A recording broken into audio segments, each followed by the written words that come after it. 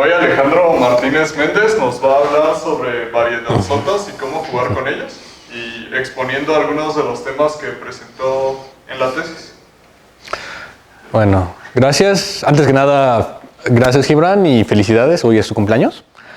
Entonces, vamos a ver qué son esquemas y vamos a ver más o menos cómo se trabajan y unas propiedades de ellos y vamos a llegar a qué es cohomología de esquemas.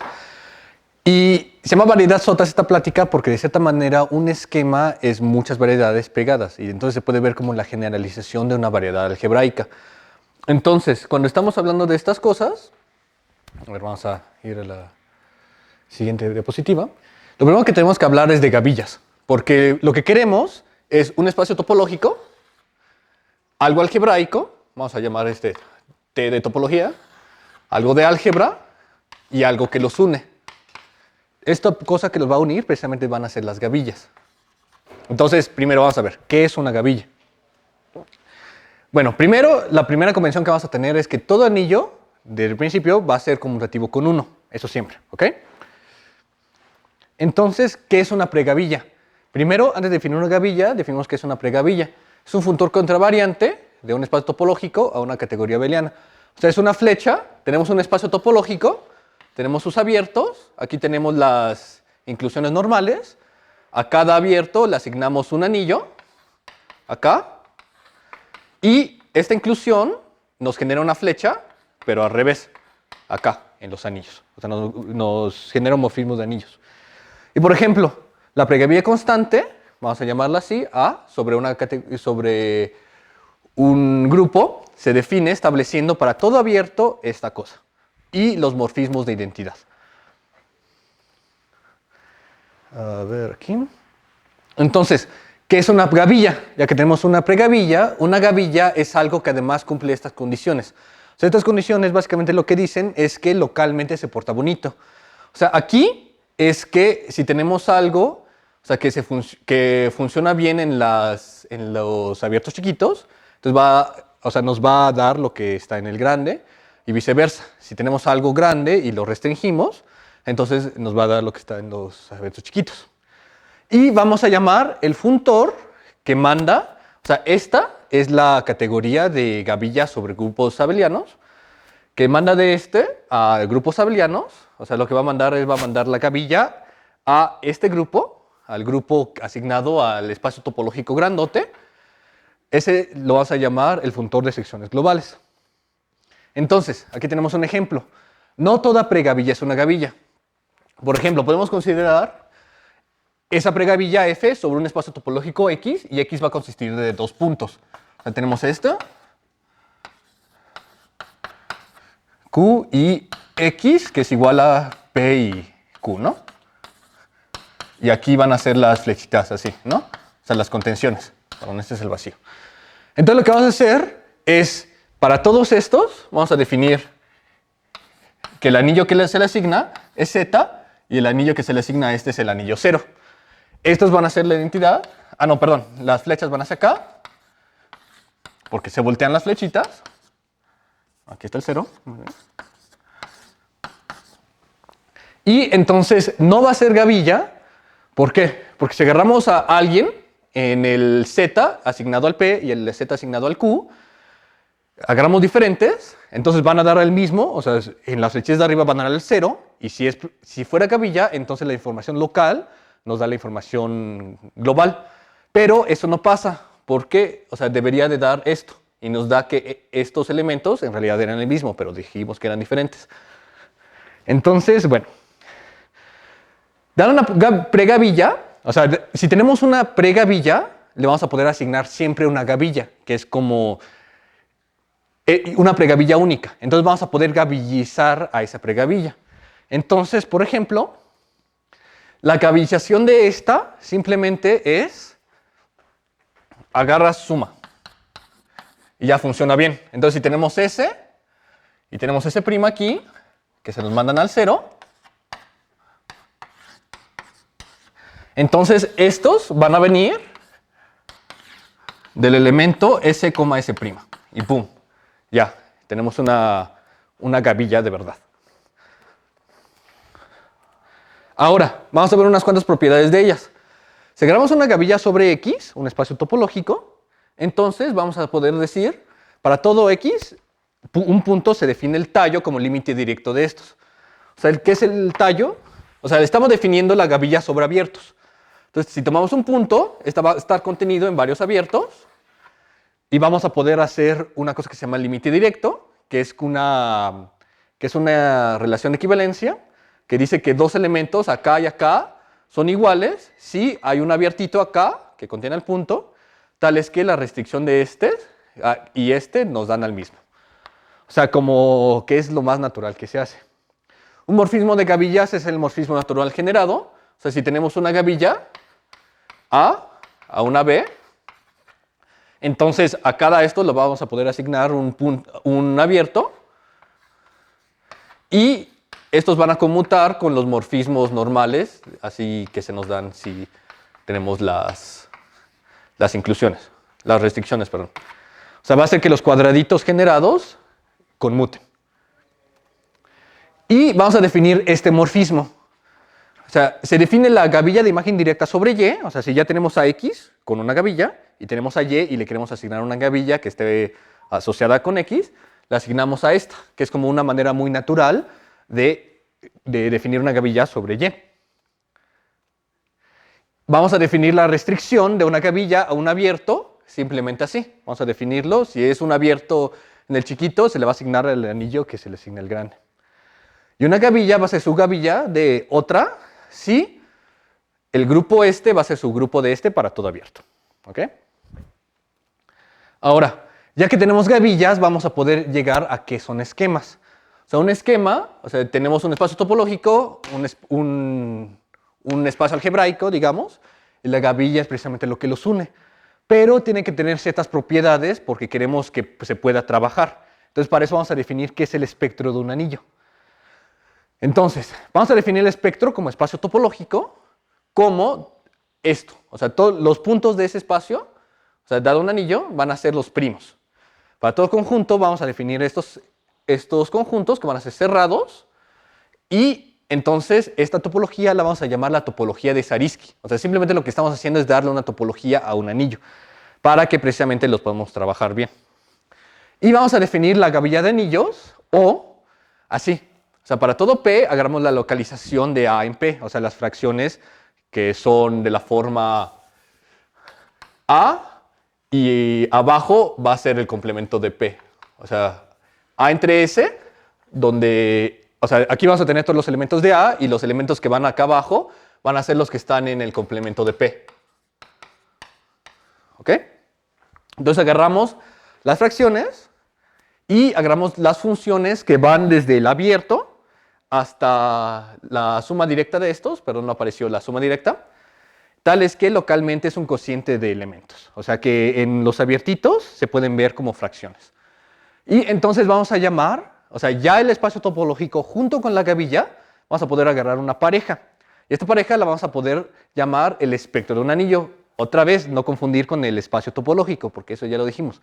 Pero para todo propósito práctico, para esta plática y en general, una vez que ya sabemos eso, cuando hablemos de spec A, vamos a hablar de spec como esta pareja, y no solo como el espacio topológico.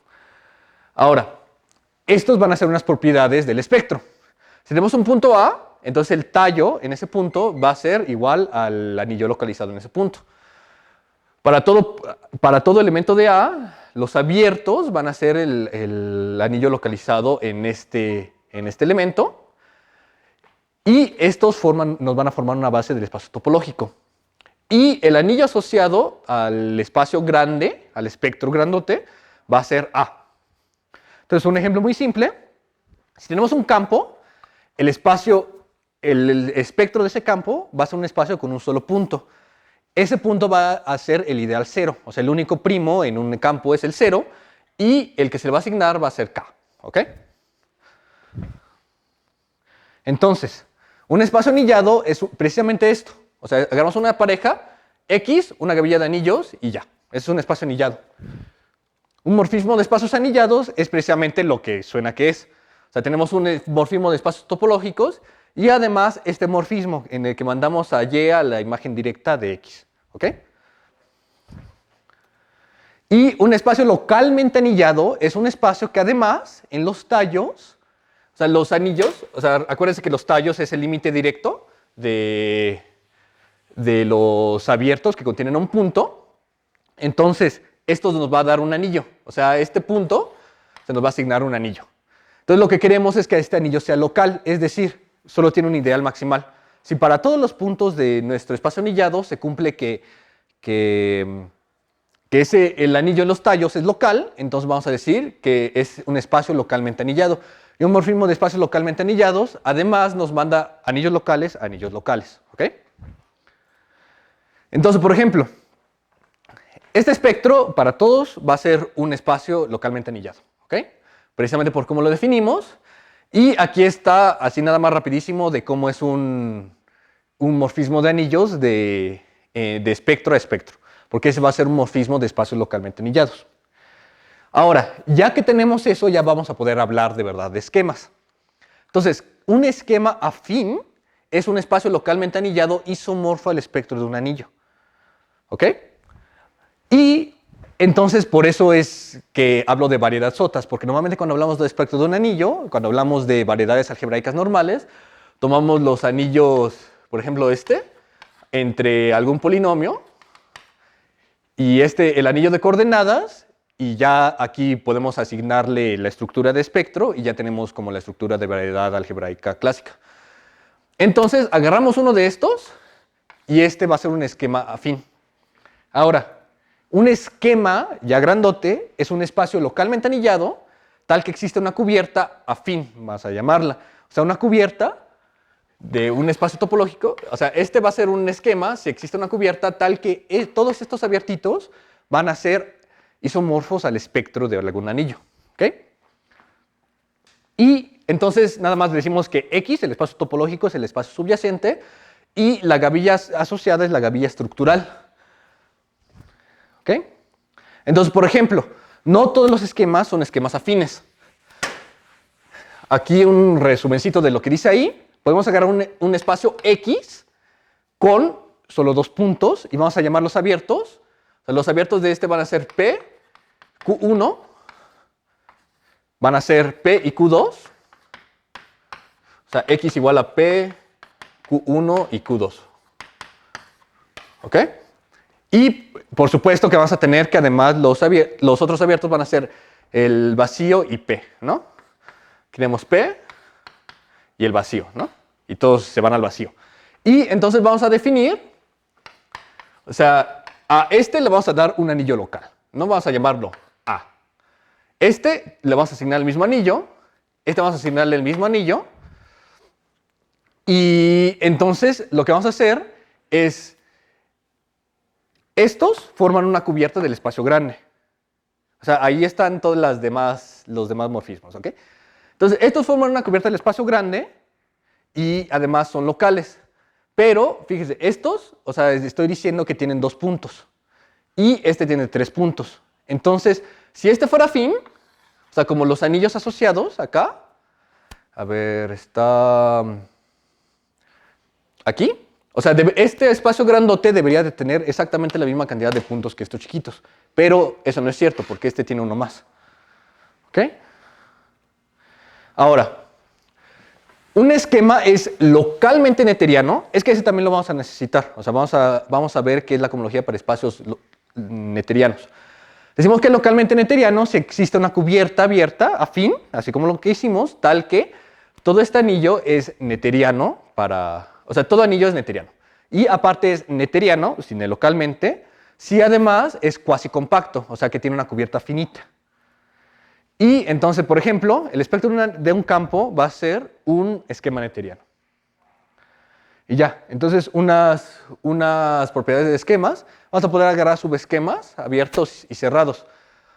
O sea, no exactamente como los agarramos, o sea, no como subespacios como tal, sino que también tenemos que hacer que las gavillas sean como subgavillas de ellos. Entonces, si tenemos una función como un encaje abierto, entonces vamos a decir que es una inmersión abierta. Un cerrado es una cosa que hace eso. Una gavilla de ideales es una gavilla, así como la subgavilla, pero en vez de que sea un subgrupo, va a ser un ideal del grandote. Y una inmersión cerrada es como un encaje cerrado. Ahora, ya que tenemos todo eso, vamos a poder hablar de qué son gavillas de OX módulos.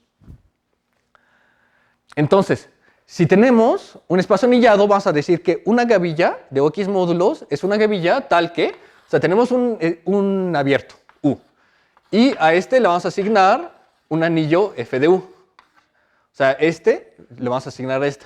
Y ahora a este le vamos a asignar un F de U módulo. Un F de U módulo, ¿ok? Y entonces, o sea, tenemos la gavilla de anillos y a cada anillo asociado a cada abierto le vamos a asignar un módulo. Y vamos a decir que esa es una gavilla de OX módulos. Entonces, vamos a decir que la gavilla asociada a algún módulo, o sea, si ya tenemos un anillo y un A módulo, más o menos lo mismo que hicimos para la gavilla de un esquema afín, pero para los módulos. O sea, simplemente le vamos a cambiar las A's a M's. Entonces vamos a decir que esa es la gavilla asociada a M. Ahora, esta ya lo dije, perdón. Y entonces, aquí. O sea, si tenemos al espectro de A, vamos a decir que la gavilla estructural es este A, pero, o sea, visto como un A módulo, ¿ok?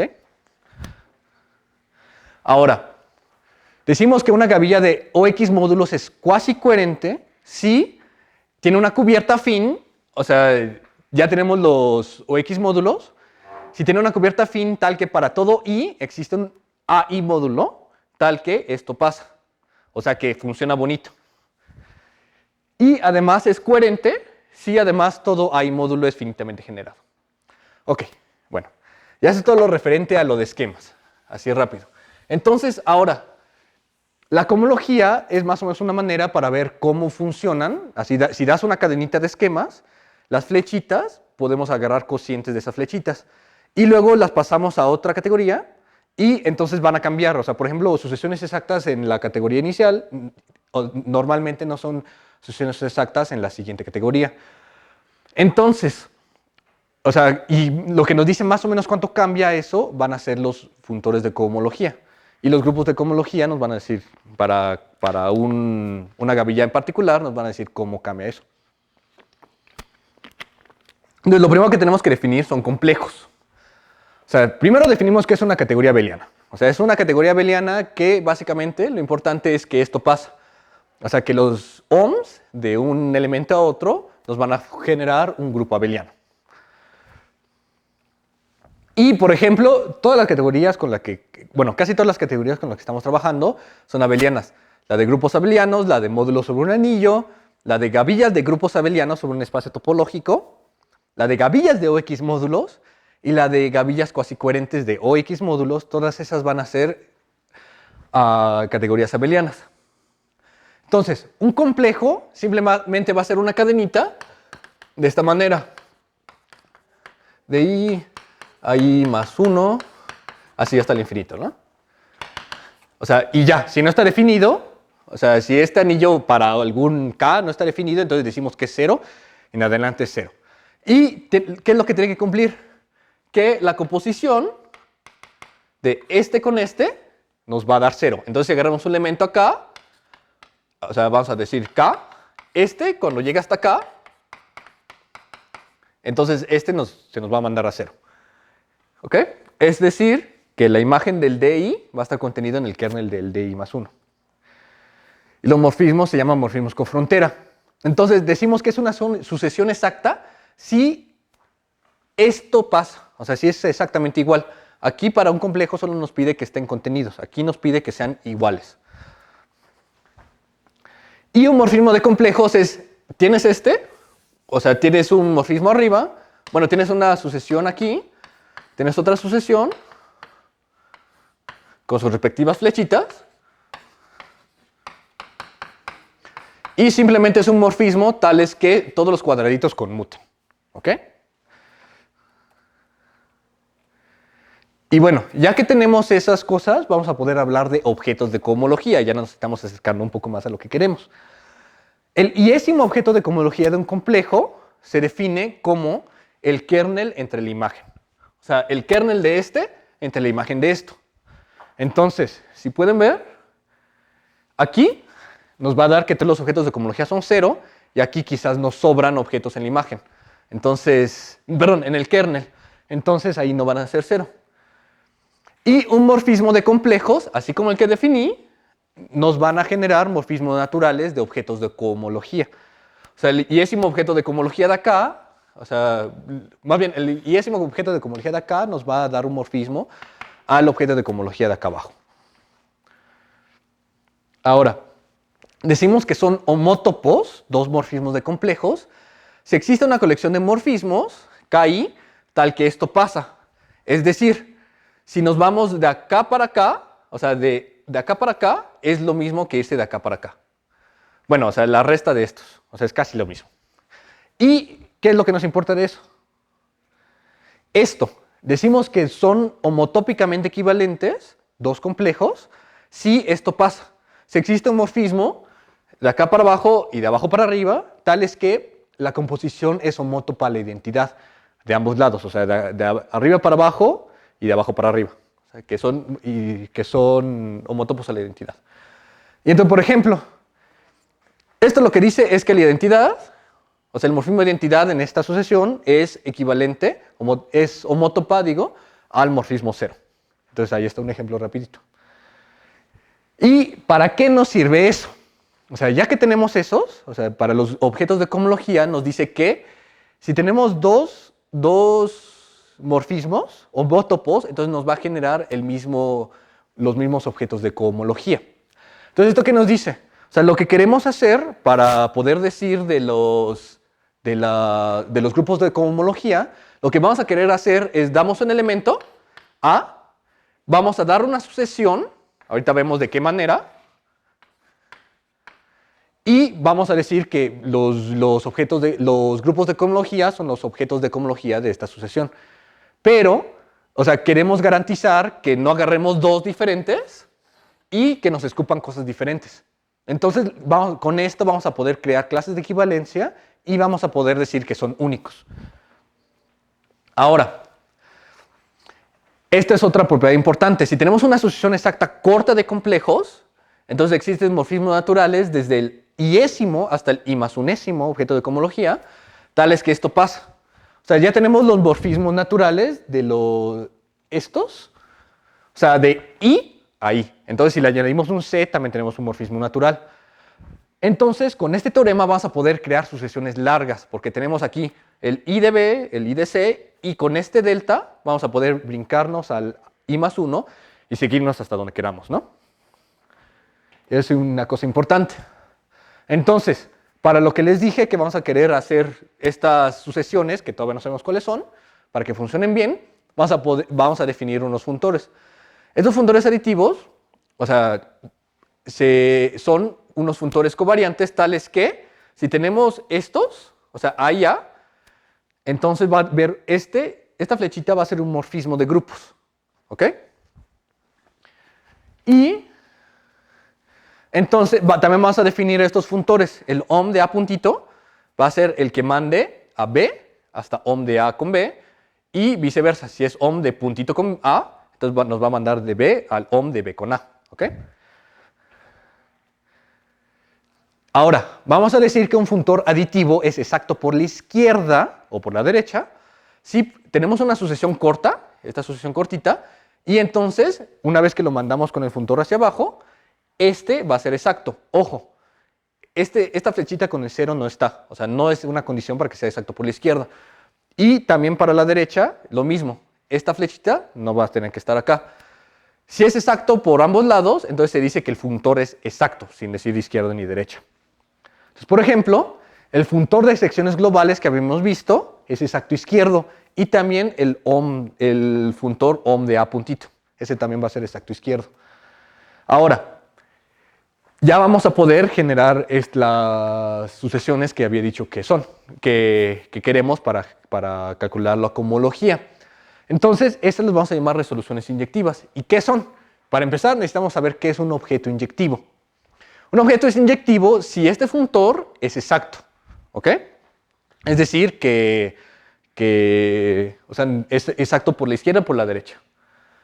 Aquí, con o O sea, solo nos dice que es exacto izquierdo, pero si es exacto por ambos lados, es exacto. Y una resolución inyectiva de un objeto A es un complejo, que empezamos desde 0, junto con un morfismo epsilon tal que todo I, para todo I, es inyectivo, es objeto. ¿Ok? Entonces, lo que les estoy diciendo es, ya tenemos una sucesión y vamos a llamar una resolución inyectiva. O sea, tenemos este A, tenemos este epsilon y tenemos una sucesión. Y entonces, ahorita lo que vamos a ver es que efectivamente esas sucesiones nos funcionan para hacer esto, lo que queremos. Entonces, si todo objeto en una categoría abeliana es un subobjeto de un objeto inyectivo, entonces decimos que tiene suficientes inyectivos. Y si tenemos eso, si tenemos una categoría con suficientes inyectivos, entonces todo objeto va a tener una resolución inyectiva. ¿Ok? Entonces, eso es importante porque vamos ahorita, o sea, tenemos aquí los esquemas y todo eso, las gavillas de OX módulos. Lo que queremos ver es que tienen suficientes inyectivos para que precisamente le podemos asignar a cada objeto una resolución. Entonces, aquí está algo importante. Dos resoluciones inyectivas de un objeto son homotópicamente equivalentes.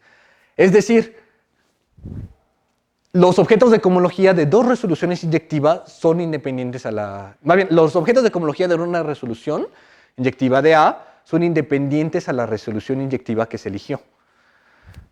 Entonces podemos darle la que sea. Ahora, ya que tenemos todo eso, vamos a poder hacer unas cosas que se llaman funtores derivados, que es lo que nos va a dar precisamente lo que queremos. Ahora, si tenemos dos categorías abelianas, la primera con suficientes inyectivos, la segunda no necesariamente tiene suficientes inyectivos, y agarramos un funtor covariante exacto izquierdo, es decir, que es una sucesión exacta, la manda a una que los primeros tres términos son exactos. Entonces se construyen los funtores derivados así. O sea, para todo objeto agarramos una resolución inyectiva. Esta no nos importa por los lemas anteriores. Esta. Y entonces vamos a definir el iésimo funtor derivado derecho de A como el iésimo objeto de cohomología de esa resolución inyectiva. Ahora, si agarramos una categoría abeliana, así como la agarramos antes, o sea, la categoría abeliana con suficientes inyectivos, un funtor covariante exacto izquierdo a una categoría abeliana B, entonces vamos a tener este teorema, que al parecer se lo comía en la pantalla. Entonces, para todo I, este es un funtor aditivo, o sea que los ohms que el morfismo en los ohms es efectivamente un morfismo. Hay un morfismo natural del funtor al zeroísimo funtor derivado.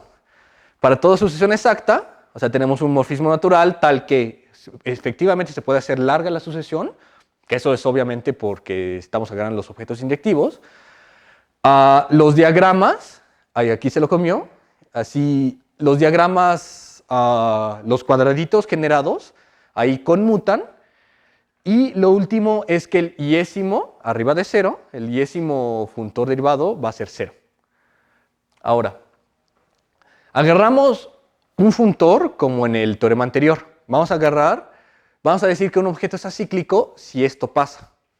O sea, si el iésimo funtor derivado derecho es 0 para todo i mayor que 0. Y entonces esto lo vamos a usar para calcular qué es la cohomología en estas cosas. Ahora, tenemos una equivalencia, lo que nos dice este teorema es que tenemos una equivalencia entre una resolución acíclica, que es precisamente una resolución en la que todo objeto de esa sucesión es acíclico, y si tomamos una resolución inyectiva de ese mismo objeto, entonces van a ser equivalentes los grupos de cohomología de esta resolución acíclica con los funtores derivados derechos que teníamos originalmente. Entonces, lo que nos dice eso es que podemos calcular la cohomología con funtores acíclicos. Ahora, esto es exactamente lo que acabo de decir. Ahora, ya que tenemos eso, ya vamos a poder hablar de cohomología de esquemas como tal, no solo de funtores derivados. Entonces, aquí tenemos un teorema. Si tenemos un anillo, todo A módulo es isomorfo a un submódulo de un A módulo inyectivo. Entonces, lo que estamos diciendo es esto precisamente. Si tenemos un espacio anillado, entonces la categoría de gavillas de OX módulos sobre ese espacio anillado va a tener suficientes inyectivos. Entonces, que efectivamente con la construcción que dimos de funtores derivados, vamos a poder encontrar los objetos de cohomología. Y entonces también tenemos que la categoría de gavillas de grupos abelianos sobre X tiene suficientes inyectivos. Y este simplemente es porque todo anillo se puede ver como un Z-módulo. Entonces es un caso particular de lo anterior. Ahora, si tenemos un espacio topológico, agarramos el funtor de secciones globales y de estos, y se definen los funtores de cohomología, vamos a llamarlos H mayúscula de I, como los funtores derivados derechos de este cuate. Es decir, o sea, este va a ser igual al funtor derivado derecho de esta gama. Entonces, eso es para cualquiera. Entonces, si ya agarramos una gavilla fija, entonces los grupos de cohomología se van a definir como estos grupos. O sea, como los grupos ya metiéndole la F aquí. Entonces, ya tenemos los grupos de cohomología, que es lo que queremos.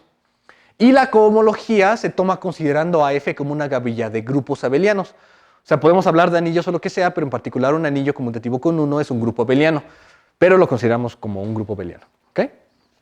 Entonces, vamos a hablar de otras resoluciones para conseguir la cohomología. Vamos a decir que una gavilla sobre X es flácida si para cualquier inclusión de abiertos, este morfismo, o sea, el morfismo generado en los anillos, va a ser suprayectivo. Y una resolución flácida de un objeto es como lo que hicimos anterior. Es un morfismo epsilon y una colección de objetos flácidos, tales que esta sucesión es exacta. Ahora, si tenemos un espacio anillado, entonces todo OX módulo inyectivo es flácido. ¿Ok? Entonces, lo que estamos diciendo también es esto. O sea, estas son unas propiedadcitas. O sea, si tenemos una sucesión exacta de gavillas, entonces, y tal que la primera es flácida, entonces la de anillos en algún abierto es exacta. Y también que si tenemos que las primeras dos son flácidas, la tercera va a serlo. Ahora, esto es un teorema importante. Si tenemos una gavilla flácida, entonces para todo I mayor que 0, el iésimo grupo de cohomología de esto va a ser 0. Entonces ya, o sea, todo se nos hace 0 excepto el primero. Y también, si tenemos un espacio anillado, entonces los funtores derivados del funtor gamma, o sea, visto como sobre la categoría de gavillas de OX módulos, van a coincidir con los funtores de cohomología de acá.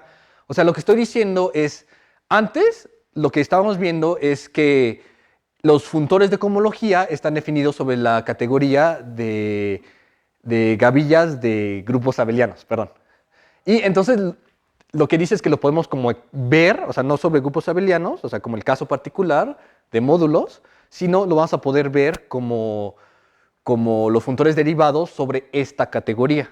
Entonces ya tenemos algo un poco más general.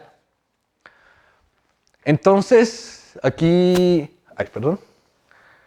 O sea, si tenemos un subconjunto de grupos abelianos, entonces también vamos a poder ver que o sea, si tenemos algo chiquito, lo vamos a poder extender a algo grande. O sea, si tenemos la inclusión, entonces estos van a ser los mismos que los de la gavilla de la imagen directa de la inclusión en X. O sea, la extensión por 0 es una donde, o sea, si tenemos un espacio topológico chiquito en uno grande, el asignado a este abiertito va a ser el mismo, y si tenemos algo que está afuera, entonces este va a ser 0. Ahora, este es un teorema que hizo Grothendieck para cierta clase de espacios topológicos neuterianos. Entonces, si tenemos un espacio topológico neuteriano de dimensión n, entonces, para toda gavilla de grupos abelianos sobre X, vamos a tener que esto va a pasar. O sea que la cohomología va a existir hasta n, puede existir hasta n, pero ya no más. Entonces, ya que tenemos eso, vamos a poder ver qué es la cohomología, o sea, ya específicamente vamos a poder calcular la cohomología para cierta clase de espacios. Estos van a ser los esquemas afines neuterianos. Es decir, tomamos un esquema, un esquema X isomorfo al espectro de un anillo y además A es neuteriano. ¿Ok? Entonces, esta es una clase de esquemas bastante sencilla, y vamos a ver qué nos da la cohomología para tener ya con todo ese rollo que les eché, unos resultados ya un poco más tangibles. Entonces, decimos, más bien, si tenemos un módulo inyectivo sobre un anillo neuteriano A, entonces la gavilla asociada a este módulo inyectivo va a ser flácida. Entonces ya lo vamos a poder asociar a lo que teníamos anteriormente. Y si tenemos si tenemos un espacio topológico que es afín, que es un espectro de un anillo neuteriano, entonces para toda gavilla cuasi coherente, o sea que los abiertitos, es el OX módulo asignado es el módulo es la gavilla asociada a un AI módulo.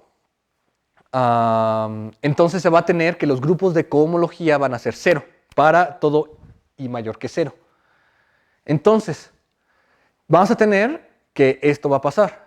O sea, si tenemos una gavilla cuasi coherente, se va a poder encajar en una gavilla flácida cuasi coherente G.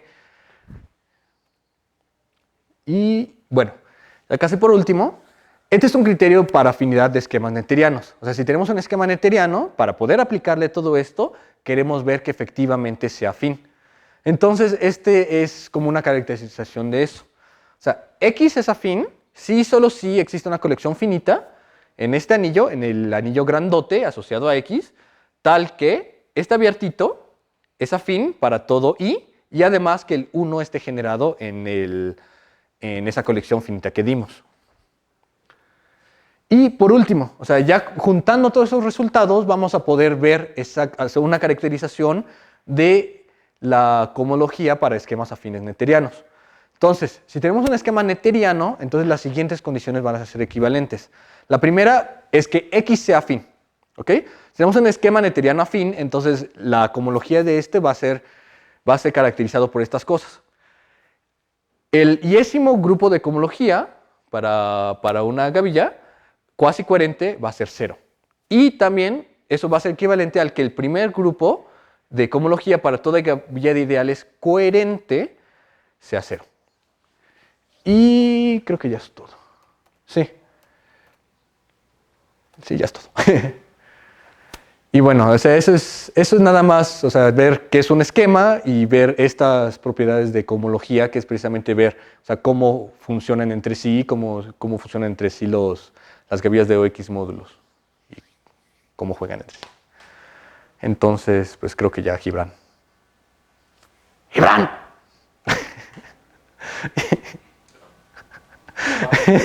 Muy bien, Alejandro. Pues ya.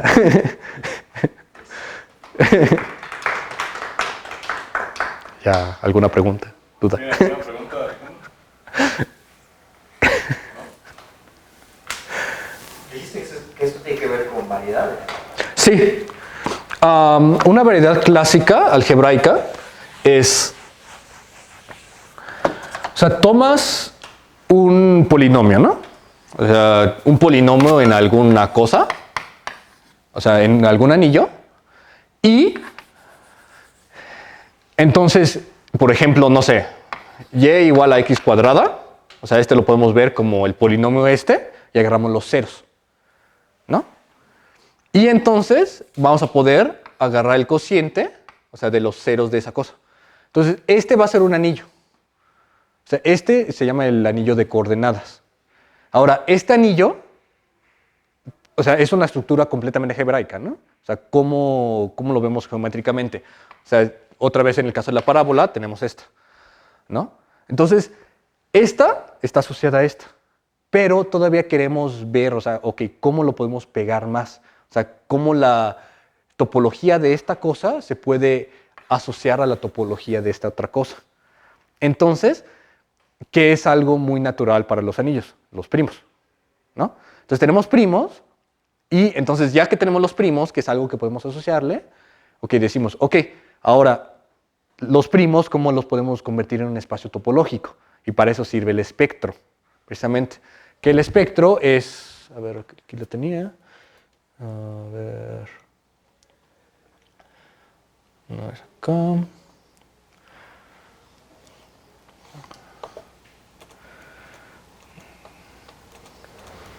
Aquí. O sea, el espectro como espacio topológico va a ser esto. O sea, los puntos van a ser los primos de este anillo, ¿no?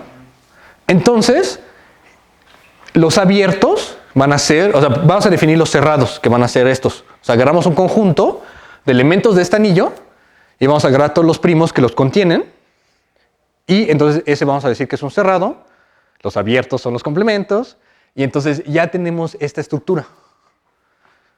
Entonces ya le añadimos una estructura, pero queremos aún más. O sea, queremos saber más y queremos asignarle más cosas. Entonces le vamos a asignar una gavilla de anillos. O sea, no solo vamos a tener este como espacio topológico, no solo vamos a poder decir, este es un cerrado, este es un cerrado, este es un abierto, este es un cerrado, sino a todo primo de acá le vamos a poder asignar un anillo, a todo abierto de aquí también le vamos a poder asignar un anillo.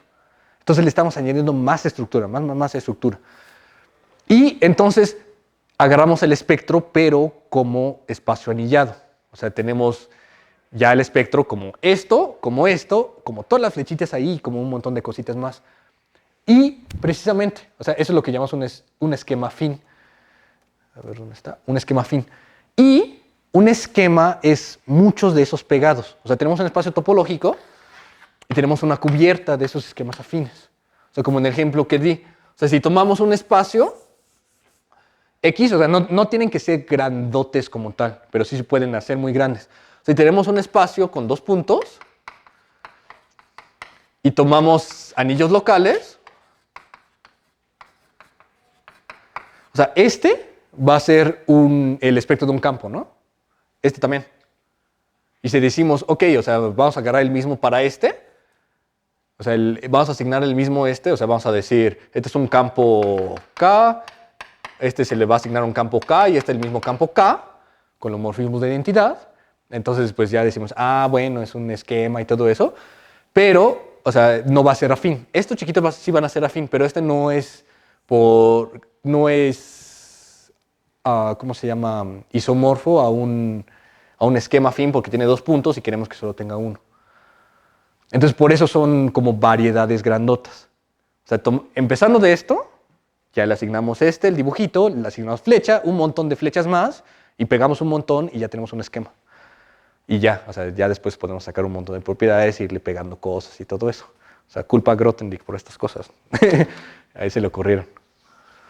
Bueno, a sus contemporáneos también, pero, o sea, estas notaciones y todo eso es lo que hizo. Sí. ¿Alguna otra pregunta? Sí. Oye, una pregunta así, del lado de las variedades, la homología o la cohomología puede medir hoyos, ¿no? Intuitivamente, pero así ya cuando te lo llevas a los abstracto, Sí. Ahí está un poco más difícil, porque ahí te está diciendo, o sea, precisamente cómo cambian los anillos. A ver.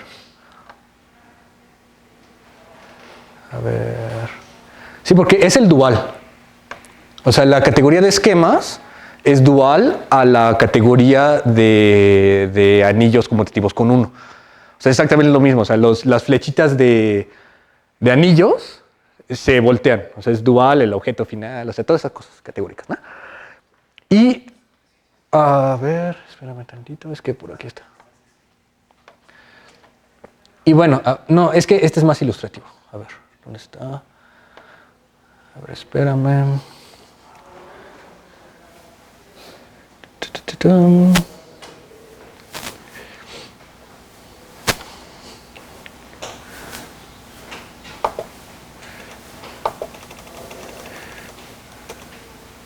Ahí está. O sea, es la categoría dual. O sea, las flechas que te dan la homología normal en espacios topológicos, o sea, se te voltean y esos son los que te dan cohomología. Y entonces aquí lo que te dice es precisamente qué tanto cambia. O sea, la cohomología es agarras en una categoría, la pasas a otra y es ver precisamente qué tan no exacta es la sucesión.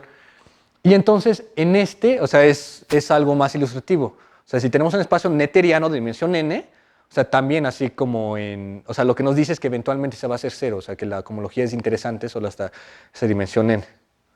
Entonces, más o menos eso. O sea, pero en álgebra más que en geometría. Gracias. Sí. ¿Algo más? Pues ya sería todo. Bueno, gracias.